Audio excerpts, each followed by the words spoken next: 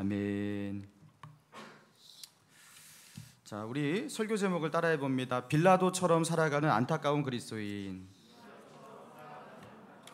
우리 다시 한번 빌라도처럼 살아가는 안타까운 그리스도인. 빌라도처럼 살아가는 안타까운 그리스도인이란 제목으로 같이 오늘 본문의 말씀 중심으로 하나님의 은혜 나누기 원합니다. 자, 오늘 보면은 예수님께서 유대 종교 지도자들의 그 최고 결의 기관이었던 산헤드린 공회에 그 정죄를 마치시고, 그리고 그 뒤에 일어난 일을 다루고 있는 것이죠. 유대의 대제사장과 장로들은 예수님을 죽이기로 결의를 했습니다. 그리고 총독 빌라도에게 예수님을 데리고 가서 넘겨줍니다. 자, 왜 이렇게 할까요? 자신들의 손으로 예수님을 죽이면 예수님을 지지하는 많은 무리들, 그 이스라엘의 백성들이 가만히 있지 않을 거예요. 그들의 원성을 사고, 잘못하면 그 백성들이 유대 종교 지도부를 향한 깊은 불신이 생기고, 또 그들이 어떤 일을 저지를지도 모르는 것이기 때문에 자신들의 손으로 예수님을 처형해서는 안 됐었어요. 그래서 로마 총독의 손을 빌리려고 하고 있는 겁니다. 그래서 로마 제국의 손으로 예수님을 죽게 한다면 그들이 로마 제국을 대항해서 싸우려고 하지는 않을 거거든요. 그렇게 하면 십자가형이에요, 무조건. 로마 제국과 싸우면은 그것은 문제가 매우 커집니다. 자, 그러니까 자신들이 그런 위험 부담을 덜어내는 그 일을 하기 위해서 자신들이 신성모독이란 죄를 이렇게 정죄를 하잖아요. 그러면 스데반을 향해서 돌로 쳐서 죽였듯이 그렇게 투석형으로 죽일 수가 있었어요. 죽일 수 없는 게 아닙니다. 자, 그런데 그렇게 하지 아니하고 이 일을 자신들에게 부담을 덜어내기 위해서 어떻게 하냐면 로마의 손으로, 로마 총독의 손으로 그렇게 죽이려고 그렇게 로마 빌라도에게, 그죠, 총독에게 데리고 가고 있는 거예요. 자, 그래서 예수님은 당시 유대의 로마 총독이었던 빌라도 앞에서 신문을 당하게 됩니다. 자, 11절이죠. 자, 11절. 예수께서 총독 앞에 섰음에 총독이 물어 이르되 내가 유대인의 왕이냐? 예수께서 대답하시되 내 말이 옳도다 하시고 대제사장들과 장로들에게 고발을 당하되 아무 대답도 아니하시는지라. 자, 예수님은 총독 앞에서 너가 유대인의 왕이냐라는 이 물음 앞에서 내 말대로다, 내가 유대인의 왕이 맞다, 이 말만 하시고 아무런 말도 하지 않으시고, 그리고 대제사장과 장로들이 예수님의 죄에 대해서 고발하면서 이런저런 내용들을 마구 쏟아냈지만 예수님을 죽어야 할 죄인이라고 예수님의 죄목들을 이것저것 말하면서 거짓 증언을 하고 있지만 예수님은 그들 앞에서, 빌라도 앞에서 어떤 말도 하지 않으시고 대응도 하지 않으시고 말씀이 없으셨다라는 거예요. 자, 그러니까 빌라도가 말합니다. 13절 14절 같이 있습니다. 시작. 이에 빌라도가 이르되 그들이 너를 쳐서 얼마나 많은 것으로 증언하는지 총독이 크게 놀라워하더라. 자, 빌라도는 예수님이 한마디도 대답하지 않는 이 모습을 보고 지금 어떻게 했다고 나옵니까? 크게 놀라워하더라. 자, 여기서 말하는 크게 놀라워하다라는 헬라어 원어는요, 다우마조예요. 다우마조. 이 다우마조라는 단어는요, 당황스러워서 뭐 놀라다 이 정도의 표현이 아닙니다. 자, 이 다우마조라는 단어가 쓰일 때는 언제 쓰였냐면 예수님께서 말씀으로 그 풍랑을, 바다와 그 바람을 잔잔케 하시니라 할 때 사람들이 그 예수님을 보고 다우마조 이렇게 했다 나와요. 성경에는 기이 여기더라 이런 식으로 번역을 해요. 예수님께서 듣지 못하고 말하지 못하는 그 벙어리를 고치시고, 그리고 소경의 눈을 뜨게 하시는 그 놀라운 기적이 펼쳐졌을 때 사람들이 예수님을 보고 다우마조했다 이렇게 나옵니다. 그러니까 이 사람은 도대체 어떤 존재야 하면서 어떤 신적 경외감과 그 놀라움을 표현할 때 기이함, 이런 놀라움이, 그런 기이한, 기이 여길 때 기이 여기다, 이걸 표현할 때 다우마조예요. 그러니까 여기서 이 빌라도 총독이 예수님을 보고 다우마조했다라는 것은 뭐야 하면서 깜짝 놀랐다 이게 아닙니다. 이게 뭐지? 하면서 굉장히 기이 여긴 거예요. 그러니까 자신이 수많은 사람을 재판하면서 재판 자리에 그 앉아 있었던 그 많은 죄인들, 그 보통의 죄인들의 그 모습과 너무나 다른 반응을 보았기 때문에 마치 죽음을 초월한 자처럼 죽지 않으려고, 그렇죠? 그 사형을 면하기 위해서 마구, 그죠, 애쓰고 발버둥치는 그 많은 죄인들과 너무나 다른 예수님의 그 모습을 보니까 빌라도는요, 그 속에서 인간 세계에서 볼 수 없는 어떤 범상치 않은 그 이상의 것을 느낀 거예요. 기이 여기니라. 그래서 빌라도는 예수님이 유대의 대제사장 장로들의 그 소원대로 자기의 손으로 예수님을 그렇게 처형되기를 원하지 않았어요. 그래서 어떻게 합니까? 다음 날이면 이제 유월절인데, 유대의 명절, 최대 명절 유월절인데, 그런 최대의 명절, 그 절기였던 유월절을 맞으면 유대 지역을 통치했던 로마 총독은 유대인들의 그 최대의 명절인 그 즐거운 잔치를 축하하는 의미에서 유대인 죄수 중에 한 명을 특별 사면시켜주는 일들이 있었습니다. 이게 전례였어요. 그래서 빌라도는 예수님을 놓아주기 원하는 마음으로 어떻게 하냐면 16절입니다. 그때 바라바라 하는 유명한 죄수가 있는데 그들이 모였을 때 빌라도가 물어 이르되 너희는 내가 누구를 너희에게 놓아주기를 원하느냐? 바라바냐? 그리스도 하는 예수냐? 하면서 이 바라바와 예수 둘 중에 하나를 놓아줄 건데 선택해 하면서 두 가지 선택지를 제시합니다. 자, 여기서 이 바라바는요, 다른 본문에 이 바라바가 어떤 죄를 지었는지 이렇게 간략하게 나오는데요, 정치적 의도를 가지고 폭동을 일으켰는데 그 폭동 중에 몇 명을 살인했어요. 그러니까 살인자예요. 그러니까 살인죄를 지은 죄수였습니다. 자, 그러니까 누가 봐도 이 살인자, 이 살인 죄수, 그 죄수를 죽는 거에 대해서 뭐라고 할 사람이 없을 거 아니겠습니까? 그러니까 이 살인자 바라바와 그리스도하는 예수, 이 둘 중에 누구를 사면할지를, 누구를 놓아줄지를 선택하라고 대제사장 장로들이 아닌, 그죠? 그 재판석을 지켜보고 있는 무리들에게 물어봤어요. 무리들에게. 그들에게 물어봤던 이유가 무엇이겠습니까? 당연히 그들은 예수를 놓아달라고 말할 것을 예상하고 그렇게 기대했던 거죠. 그러니까 빌라도는 예수님을 놓아주기를 원했던 거예요. 자, 그런데 빌라도 총독의 예상과 달리 무리들이 어떻게 합니까? 20절, 21절. 자, 대제사장과 장로들이 무리를 권하여 바라바를 달라 하게 하고 예수를 죽이자 하게 하였더니 총독이 대답하여 이르되 이 둘 중 누구를 너희에게 놓아주기를 원하느냐? 이르되 바라바로소이다. 자, 이미 대제사장 장로들이 어떻게 하는 거예요? 이미 손을 다 써놨어요. 분명히 특별 사면을 누구 한 명 시켜줄 건데 절대로 그게 예수가 되면 안 되니까 너희는 그 바라바를 놓아달라고 그렇게 외쳐야 돼 하면서 자기의 사람들을 다 심어놓고 거기서 외치게 하는 거예요. 그리고 사람들은 누군가가 큰 소리를 외치면 군중심리라는 게 있잖아요. 그냥 따라가잖아요. 그죠? 그러면서 바라바를 외치게 만들었던 겁니다.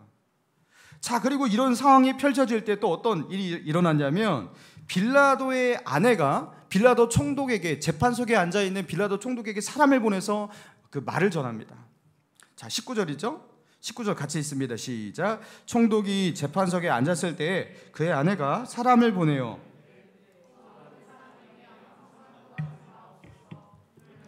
내가 그 사람으로 인하여 애를 많이 태웠나이다 하더라. 자, 빌라도 총독의 아내가요, 지난밤에 꿈을 꾸었는데 예수님에 관한 꿈을 꾸었다라는 거죠. 그리고 그 예수님 때문에 애를 많이 태웠나이다, 그 예수님 때문에 심적인 큰 고통과 아픔이 있었다, 뭐 이런 꿈에서 매우 곤란한 일을 경험했다 하면서 그런 어떤 꿈을 꾸고 지금 빌라도 총독에게 급히 사람을 보내서 그 말을 전했던 거예요.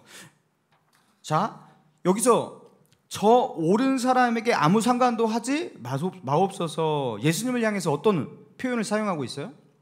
저 옳은 사람이라고, 이 옳은이라는 이 수식어로 번역이 된 이 옳은이 뭐냐면요, 디카이오스란 단어인데요, 이게 보통 옳은이라고 번역을 안 해요. 좀 약하게 번역한 거예요.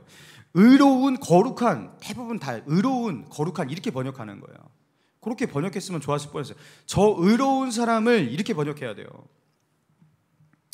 그러니까 빌라도의 아내가 그렇게 말한 거예요. 저 의로운 사람을 인해서 내가 꿈에 많이 힘들었습니다 하면서 예수님을 향해서, 그 지금 죄인으로 잡혀온 그 예수님을 향해서 저 의로운 사람이라고 그렇게 말하고 있단 말이죠. 그리고 저 의로운 사람에게 아무 상관도 하지 마소서 하면서 빌라도의 아내의 이 말이 예수님은 의로운 사람이니까 예수님을 죽이자고 외치는 자들의 말대로 저들에게 넘겨주지 말라, 예수님을 죽이지 말라라고 말하는 것인지, 아니면 예수님이 살던지 죽던지 저들에게 넘겨주든지 어떻게 하든지 이 일에 손을 떼고 상관하지 말라는 것인지, 명확하게 이게 어떤 의도로 이 말을 한 건지를 정확하게 알 수는 없습니다. 자, 그러나 예수님을 향해서 의로운 사람이라는 이 표현을 했다라는 것, 그것을 빌라도에게 그렇게 말했다라는 것은 빌라도의 아내와 빌라도 사이에도 예수님을 향해서 기존에 어떤 생각이 있었던 거예요. 예수님을 그 당시에 모르는 사람은 없었으니까요. 그 소문을 다 들었을 테니까요.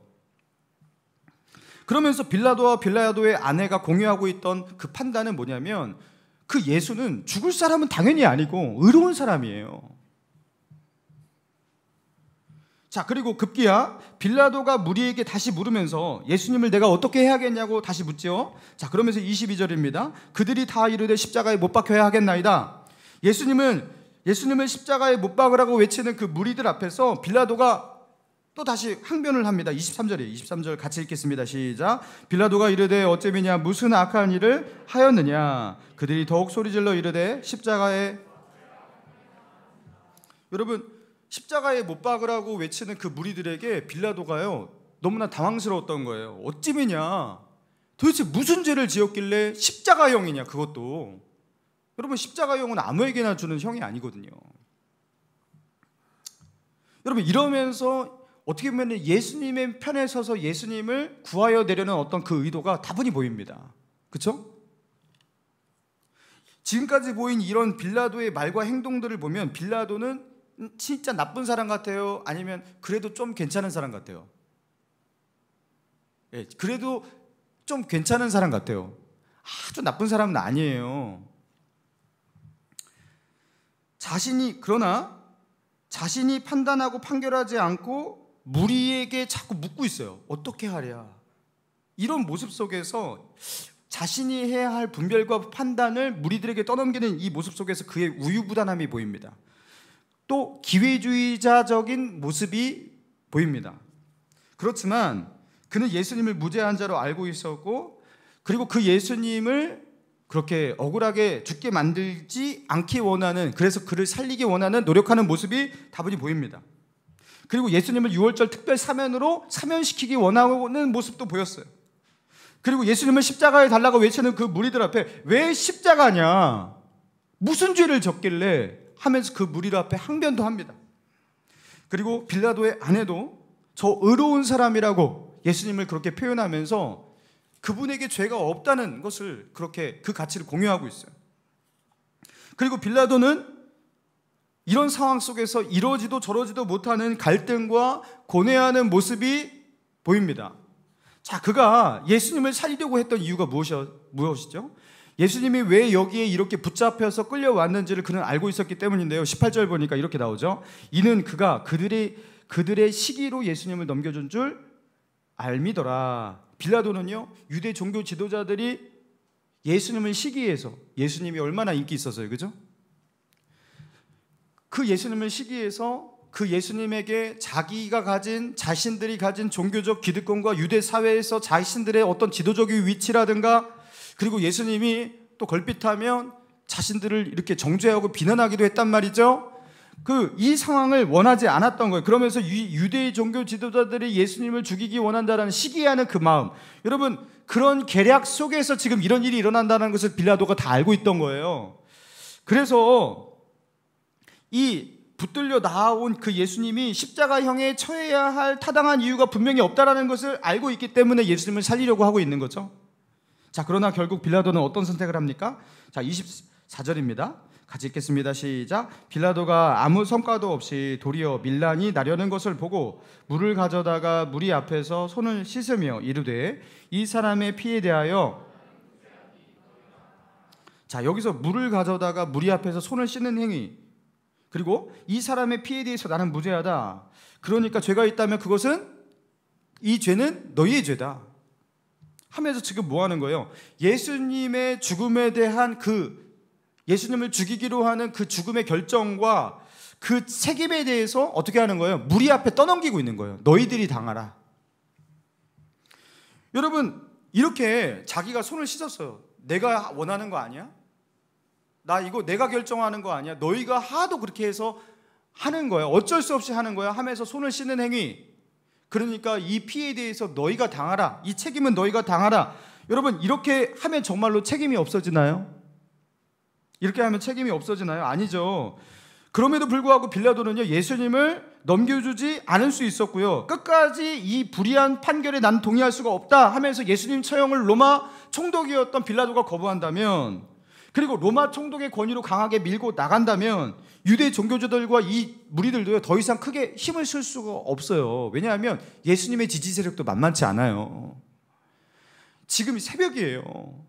아침이 되고 점심만 돼도요, 많은 예수님을 지지하는 자들이 모여들어요. 여러분, 그런데 이 로마 총독이 조금만 버티고 자신의 소신을 가지고 밀고 나가면 되는데 로마 총독은 더 이상 그렇게 하지 않습니다. 빌라도는요, 그렇게까지 하고 싶지는 않았던 거예요. 왜입니까? 자, 24절 보니까 다시 빌라도가 아무 성과도 없이 도리어 밀란이 나려는 것을 보고, 이렇게 나오죠. 그죠? 밀란이 나려는 것을 보고, 혹시 밀란이 날까봐. 여러분, 당시 로마 사회에서는요, 그 로마 황제가 총독에게 이제 그 일정 구역을 맡기죠. 여러분, 유대 지역을 빌라도에게 맡겼던 거예요. 근데 총독들은 자신이 다스리는 지역에서 밀란이나 폭동 같은 것들이 일어난다면 해당 지역을 관할하는 그 총독이 황제의 문책을 받았다고 합니다. 그러니까 밀란이나 소동이 일어나는 것은 빌라도 자신에게도 결코 좋은 일이 아니었던 거예요. 그러니까 빌라도는 어떻게 한 거예요? 이거 잘못하다가 폭동이 일어나면 어떡하지? 큰 소요가 일어나면 어떻게 하지? 그러면 내가 황제에게 이 문제에 대해서 보고해야 되는데 어떻게 하지? 그러면서 빌라도는 어떻게 한 거죠?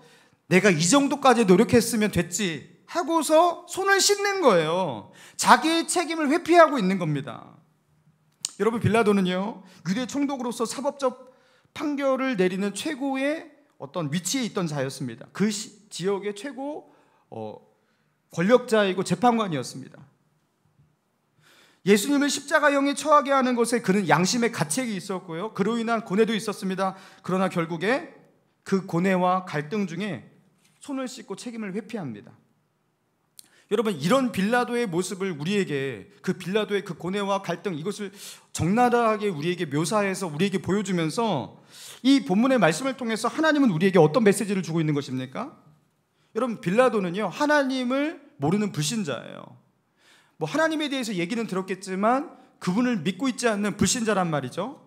자, 그런데 이런 불신자들도 양심이 있기 때문에 그 양심으로 어디까지 갈 수 있는지를 보여주고 있는 거예요.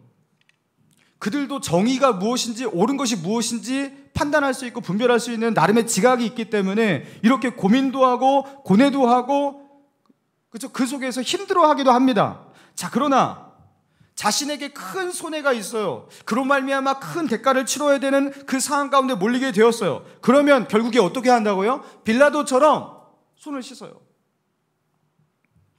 이 정도의 위험, 이런 대가까지 감수하면서 끝까지 내가 옳은 길을 가겠다, 나는 정의롭게 살겠다, 여러분, 이럴 필요가 있겠냐라는 거예요.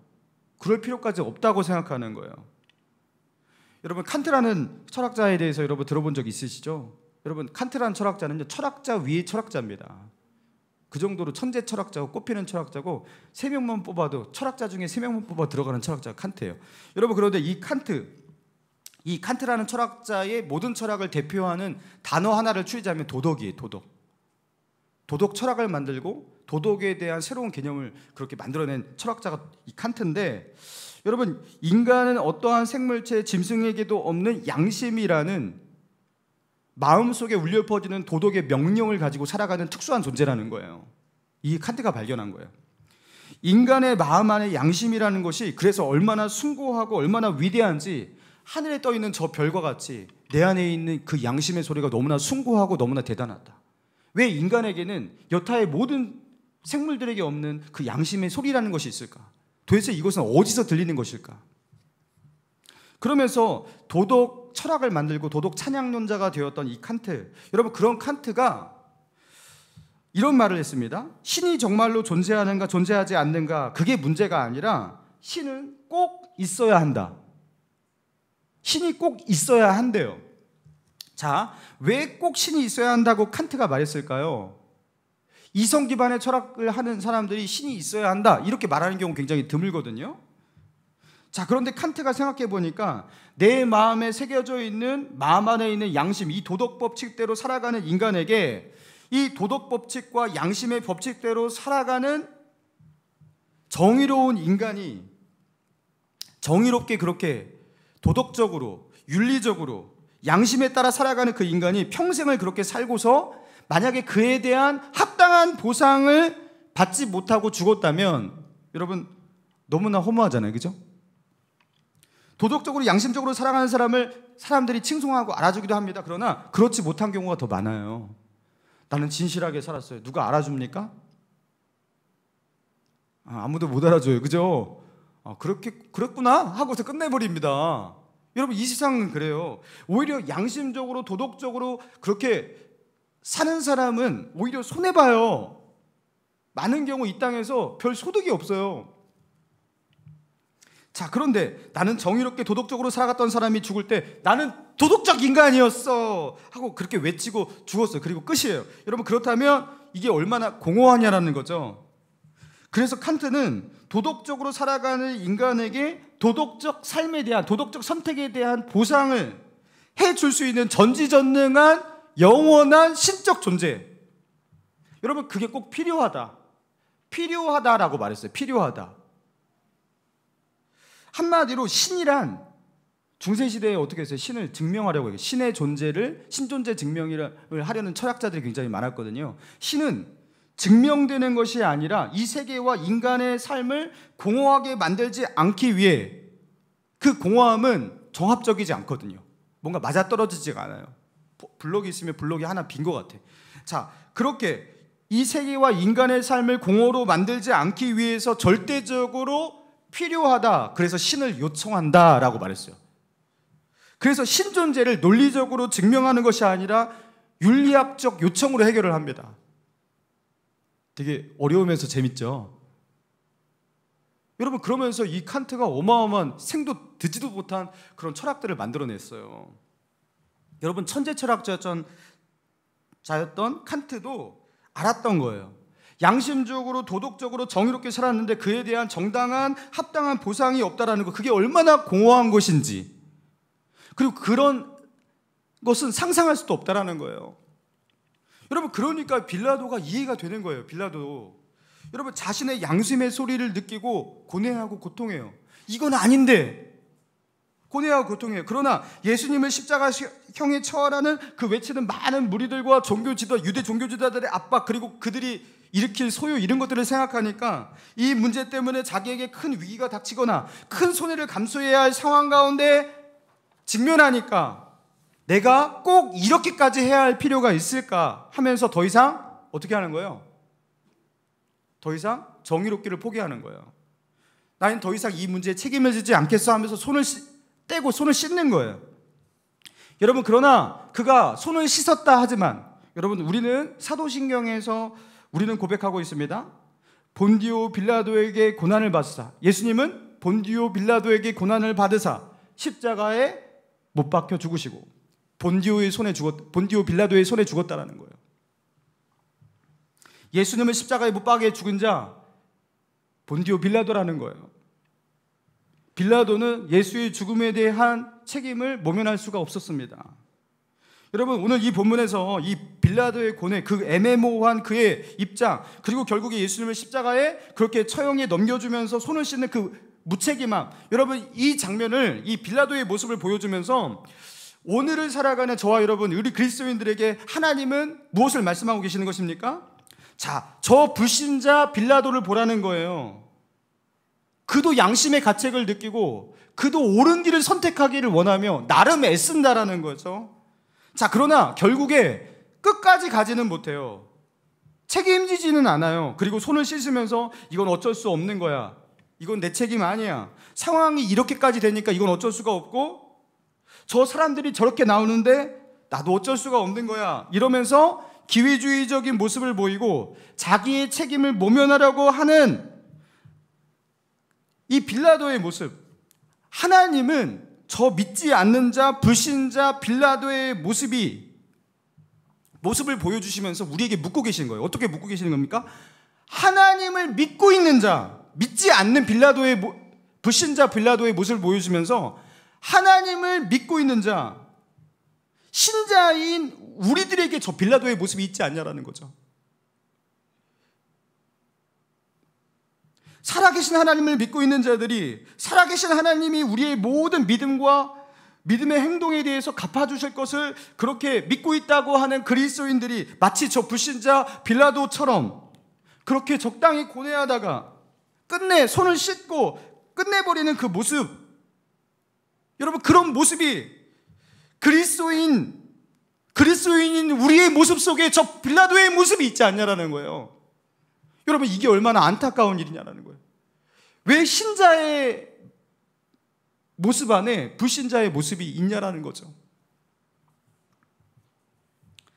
세계 제1차 대전 때입니다. 독일을 위해서 목숨 바쳐 싸웠던 독일의 전쟁 영웅들이 있었습니다. 독일은 이제 전범국가죠. 여러분, 그래서 여전히 독일을 위해서 싸웠던 독일의 영웅인데 독일에서 추앙받지를 못하고 추모조차 되지를 못합니다. 왜입니까? 독일은 전쟁 범죄 전범국이기 때문입니다. 자, 제1차 세계대전 때 독일의 공군에는요, 리히트호펜이라는 전투기 조종사가 있었는데요. 독일 귀족 출신인데 나라의 부름을 받고 나라를 위해서 이제 전투기를 몰면서 수많은 전투를 치렀는데요. 이 리히트호펜이라는 자는요, 자기가 격추시킨 전투기만 80대. 연합군의 전투기를요 80대나 격추시켰어요. 이게 엄청난 거예요. 그래서 당시 독일과 맞서 싸우는 연합국의 공군에서는요, 리히트호펜은 공포 그 자체였다고 합니다. 그러나 결국에 공중전에서 결코 지는 법이 없었던 그도 1918년 4월 프랑스 북부 솜강 근처에서 연합국 비행기와 교전 끝에 격추가 되었고 거기서 전사하게 됩니다.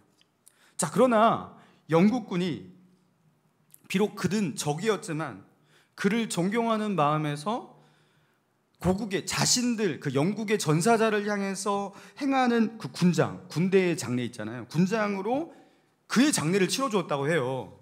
심지어 그 리히트호펜의 시신을 운구해서 하루 동안 안치하고 추모의 나팔까지 불고 추모의 의식까지 하면서 경의를 표했대요.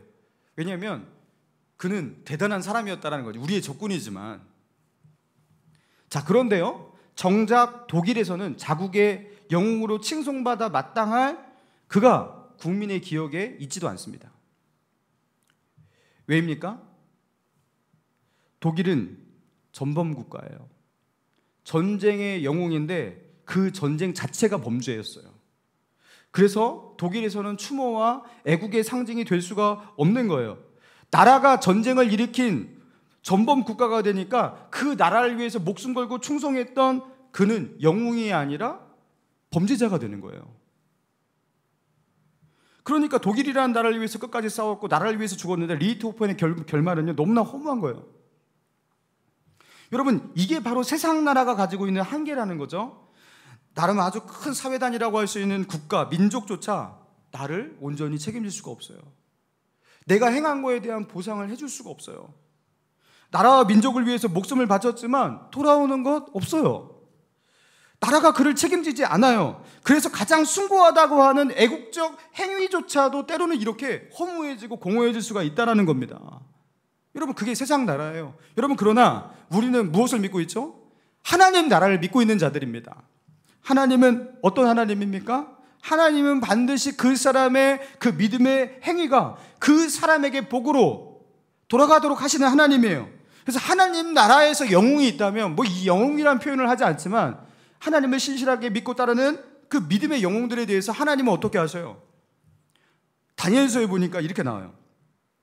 땅의 티끌 가운데 자는 자 중에 많은 사람이 깨어서 영생을 받는 자도 있겠고 수치를 당하여서 영원히 부끄러움을 당할 자도 있을 것이며 지혜 있는 자는 궁창의 빛과 같이 빛날 것이요 많은 사람을 옳은 대로 돌아오게 하는 자는 별과 같이 영원토록 빛이리라.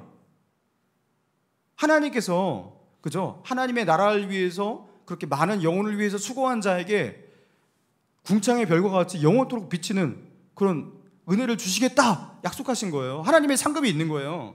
자, 그리고 계시록에서는 요한계시록 22장 12절에서 보라, 내가 속히 오리니 내가 줄 상이 내게 있어 각 사람에게 그가 행한 대로 갚아주리라, 이렇게 말씀하셨어요.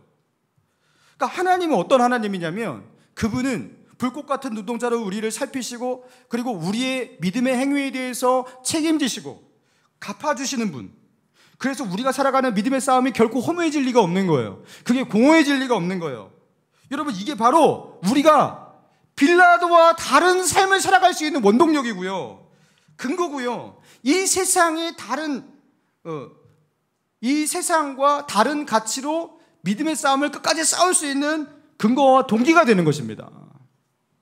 여러분, 이 땅에서 십자가를 지는 자, 주님의 나라를 위해서 희생하고 수고하는 자, 믿음을 위해서, 예수 그리스도의 복음을 위해서 대가를 치는 자, 여러분, 사람은 그거 기억해 주지 못해도요, 하나님은 그것을 기억하시는 분이에요. 그리고 하나님은 그거에 대해서 어떻게 하신다고 했어요? 행한 대로 갚아주리라. 여러분, 하나님은 책임지시는 하나님이에요. 그래서 빌라도처럼 고뇌하다가 결국에는 어느 선에서 책임을 떠넘기고 손 씻고 끝내는 그게 아니라 우리는 어떻게 할 수 있는 거예요? 끝까지 갈 수 있는 거예요.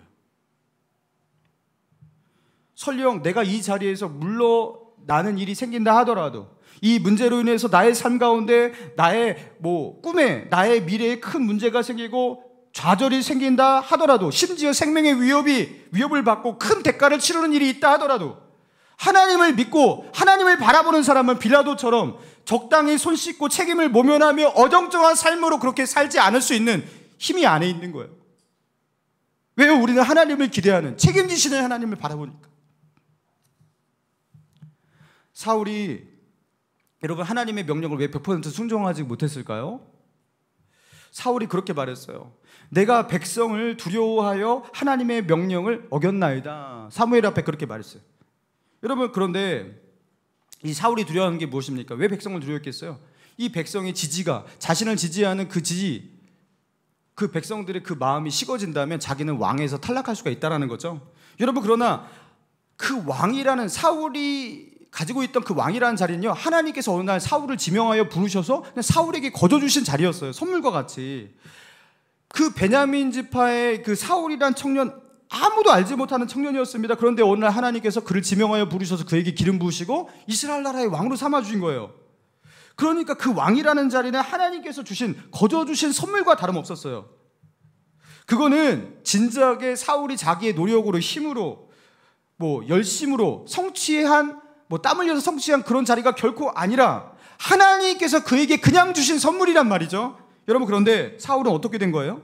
하나님께서 그에게 주신 것을, 하나님께서 그에게 주신 그 선물을 하나님보다 더 사랑하고 더 귀하게 여겼어요. 하나님께서 거저주신 자리란 말이에요. 그 왕이란 자리는 자기가 자기의 손으로 땀 흘려서 이뤄낸 것도 아니에요. 그냥 하나님께서 주시니까 그냥 앉은 자리란 말이죠. 여러분, 그런데 그 왕이라는 자리에 왜 그렇게 집착을 하냐고요. 하나님의 보상이 그것만 못하겠냐고요. 뭘 그거 잃을까봐 그렇게 두려워하냐고요. 내 인생 하나님이 책임지신다는 것을 믿고, 이 사람들이 나를 책임지는 것이 아니라, 내가 내 인생을 책임지는 것도 아니라, 나의 하나님께서, 나를 지켜보고 계신 하나님께서 나를 책임지신다는 것을 믿고, 여호와께서 아말렉을 진멸하라 했으니까 끝까지 가야 되는 거예요. 백성들이 뭐라고 해도 하나님의 명령이다 하면서 가야 되는 거예요. 거기서 왜 고뇌하고, 거기서 왜 어물쩡거리고, 그리고 적당히 순종하다가 왜 끝내냐라는 거죠. 여러분, 그래서 사울은요, 신자 같지만 불신자였던 거예요. 빌라도처럼, 이렇게 사울처럼 그렇게 살아가는 안타까운 모습이 우리에게 있진 않습니까?